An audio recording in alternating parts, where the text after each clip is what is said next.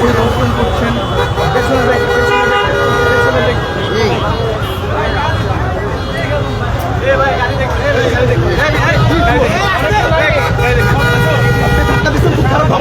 আপনি আপনার সাথেও যান, আপনি ধাক্কা দেন কেন?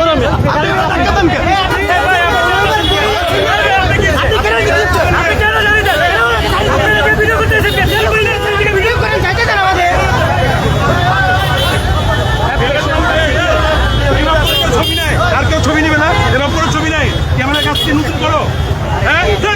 যেমনটি দেখতে পাচ্ছেন, তেল নিয়ে ৯-৬ এবং বিভিন্ন স্থানে যে দৃশ্য দেখা যাচ্ছে, তেলের দাম নিয়ে শঙ্কা এবং তেলের দাম বৃদ্ধি হতে পারে সেই শঙ্কা থেকে রাজধানীর বিভিন্ন তেলের পাম্পগুলোতে যেই শঙ্কার সৃষ্টি হয়েছে এবং সেই বিষয়গুলো তদারকি করতে এই মুহূর্তে রাজধানীর একটি তেলের পাম্পে জ্বালানি মন্ত্রী।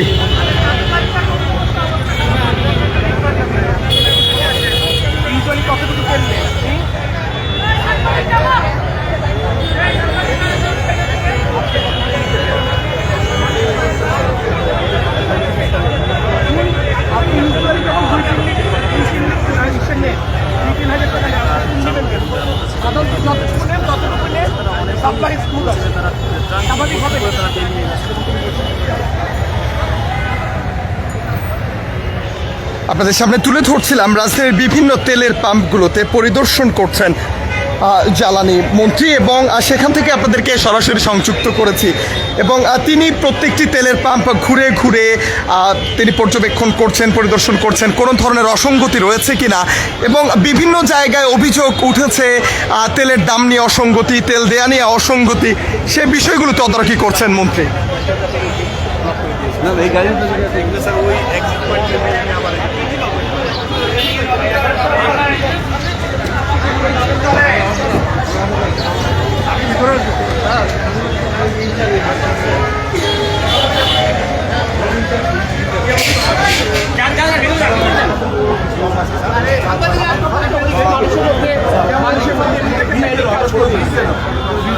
অস্বাভাবিক কেন? মানুষ হচ্ছে 2 ঘন্টা 2.5 ঘন্টা ধরে কিউতে ফরওয়ার্ড দিচ্ছে। ভাই নিচের দিকে, ভাই ভূমিটা নিচের দিকে। আমরা একটা নির্দেশনা দিচ্ছি, আমরা একটা নির্দেশনা দিয়েছি। আপনি তো নিজেও জানেন আমাদের সাপ্লাই মানুষের প্যানিকের কারণে হোল্ডিং করতে চাচ্ছে।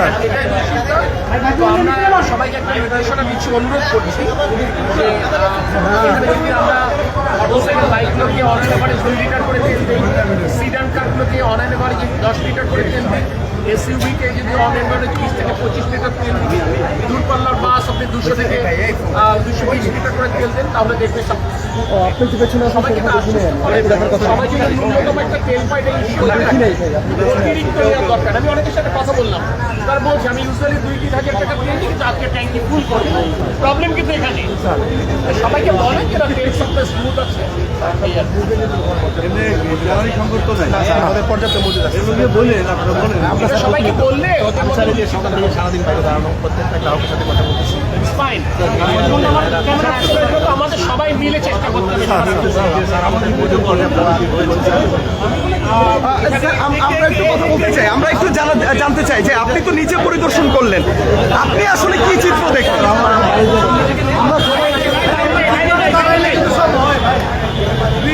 এত তাড়াহুড়া করা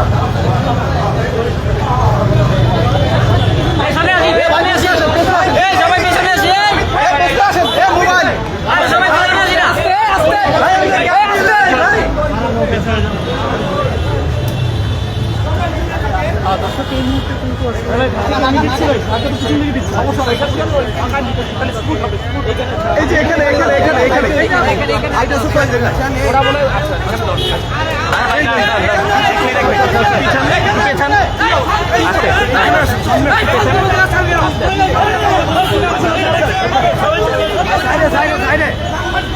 আরে ভাই সাইডে যাবেন না,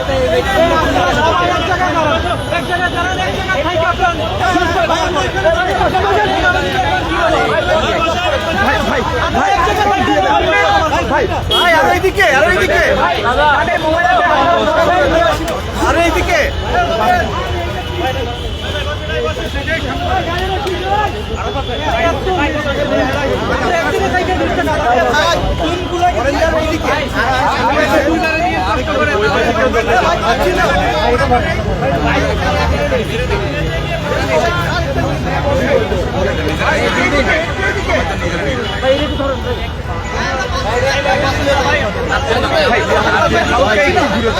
না আপনাকে আমি ভাই প্লিজ হালকা একটু ঘুরে দাঁড়ান, একটু পেছনে একটু হালকা একটু ঘুরে দাঁড়ান। ভাই বলেন একটু পেছনে দাঁড়ান, একটু পিছনে দাঁড়ালে ভুল করবো কিভাবে? ভাই একটু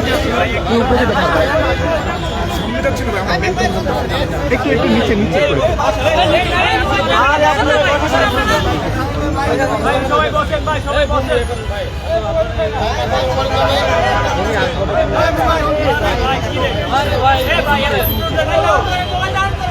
এই আমরা কি শুরু করব? রেডি সামি ভাই রেডি? একটা দেন শুধু আপনারটা দেন।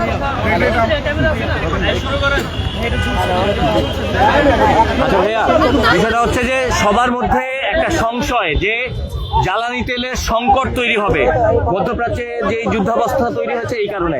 এখন আপনাদের আসলে মজুদটা কিরকম? আপনারা কি আশ্বস্ত করতে চান যে পর্যাপ্ত মজুদ রয়েছে? একটু বলবেন।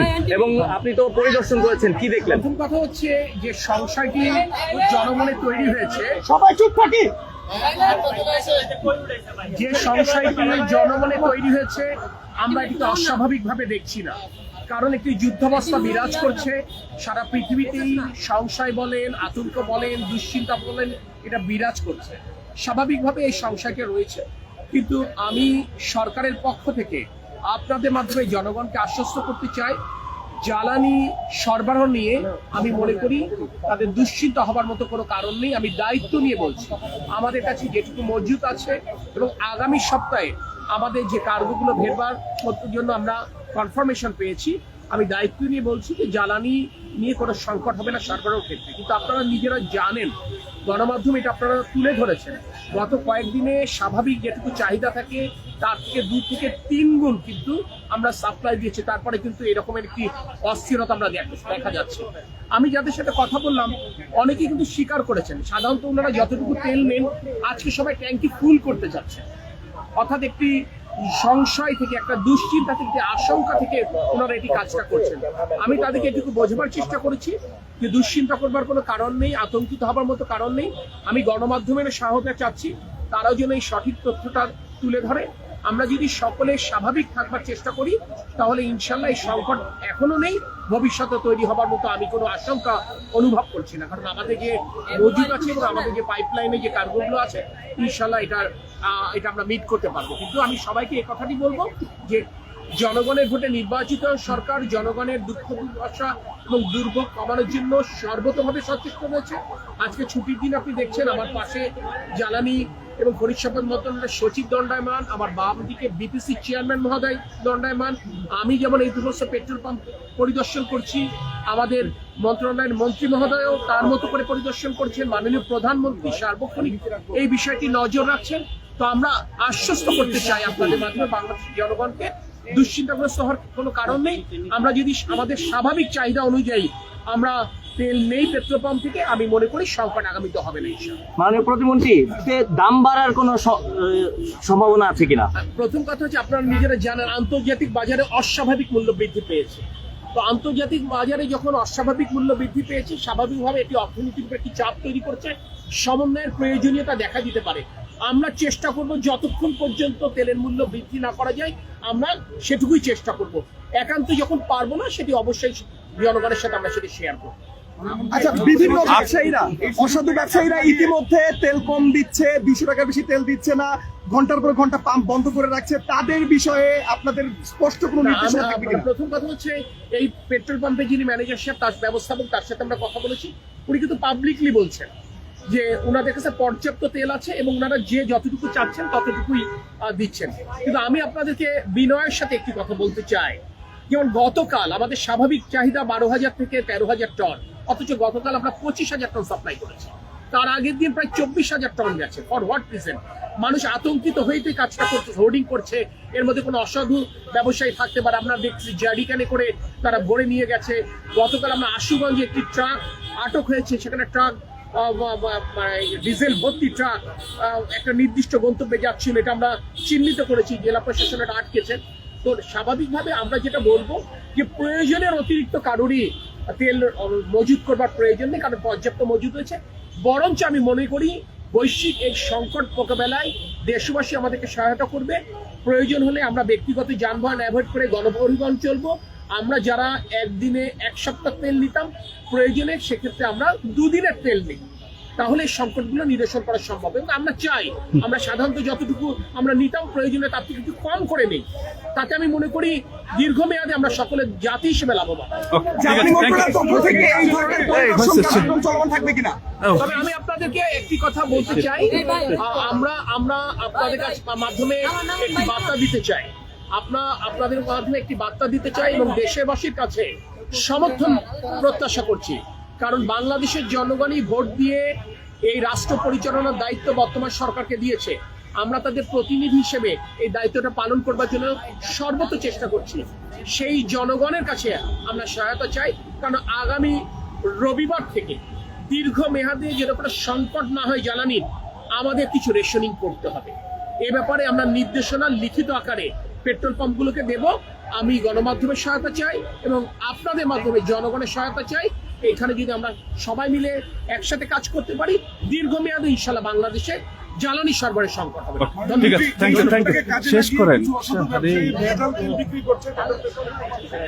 আমরা কথা বলছিলাম জ্বালানি প্রতিমন্ত্রীর সাথে এবং তিনি যেমনটি বলছিলেন যে দেশে জ্বালানির সংকট হওয়ার কোনো সম্ভাবনা নেই, যেহেতু আন্তর্জাতিক বাজারে অস্বাভাবিক হারে তেলের দাম বৃদ্ধি পাচ্ছে। সেই বিষয়টাকে মাথায় রেখে অনেক অসাধু ব্যবসায়ী হয়তোবা এই সময়টাকে কাজে লাগানোর চেষ্টা করছে। তারা নির্ধারিত দামের বাইরে তারা দাম বৃদ্ধি করছে, তেলের পাম্পগুলো বন্ধ রাখছে এবং জ্বালানি মন্ত্রণালয় থেকে তারা স্পষ্ট যে বার্তা দিয়েছেন কোনোভাবেই তাদেরকে ছাড় দেওয়া হবে না এবং দেশবাসীর সহায়তা জ্বালানি মন্ত্রণালয় থেকে প্রত্যাশা করছেন এবং তারা বলছেন তেলের দাম নিয়ন্ত্রণে রয়েছে এবং নিজ নিজ অবস্থান থেকে সতর্ক হওয়ার পরামর্শ দিয়েছে জ্বালানি প্রতিমন্ত্রী। দর্শক, এই ছিল রাজধানীর পরিবার থেকে সর্বশেষ তথ্য। খন্দকার আসিফুজ্জামান, কালের কণ্ঠ, ঢাকা।